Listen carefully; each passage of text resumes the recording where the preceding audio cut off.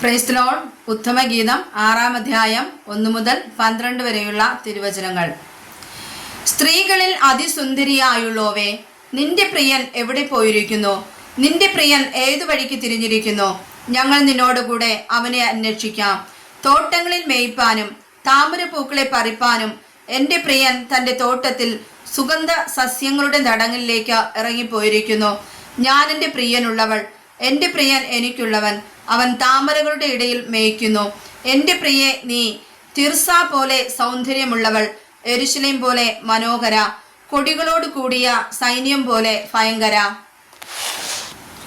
നിന്റെ കണ്ണ് എങ്കൽ നിന്നു തിരിക്ക, അതെന്നെ ഭ്രമിപ്പിച്ചിരിക്കുന്നു.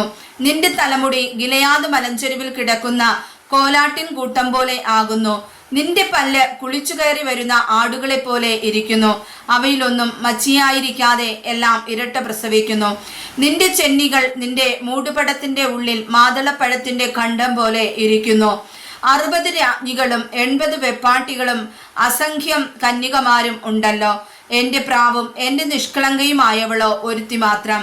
അവൾ തൻ്റെ അമ്മയ്ക്ക് ഏകപുത്രിയും തന്നെ പ്രസവിച്ചവൾക്ക് ഓമനയുമാകുന്നു. കന്യകമാർ അവളെ കണ്ട് ഭാഗ്യവതി എന്ന് വാഴ്ത്തും. രാജ്ഞികളും വെപ്പാട്ടികളും കൂടെ അവളെ പുകഴ്ത്തും. അരുണോദയം പോലെ ശോഭയും ചന്ദ്രനെ പോലെ സൗന്ദര്യവും സൂര്യനെ പോലെ നിർമ്മലതയും കൊടികളോട് കൂടിയ സൈന്യം പോലെ ഭയങ്കരത്വവും ഉള്ളോരിവൾ ആർ? ഞാൻ തോട്ടത്തിനരികെയുള്ള സസ്യങ്ങളെ കാണേണ്ടതിനും മുന്തിരിവള്ളി തളിർക്കുകയും മാതള നാരകം പൂക്കുകയും ചെയ്തുവോ എന്ന് നോക്കേണ്ടതിനും അക്രോത്ത് തോട്ടത്തിലേക്ക് ഇറങ്ങിച്ചെന്നു.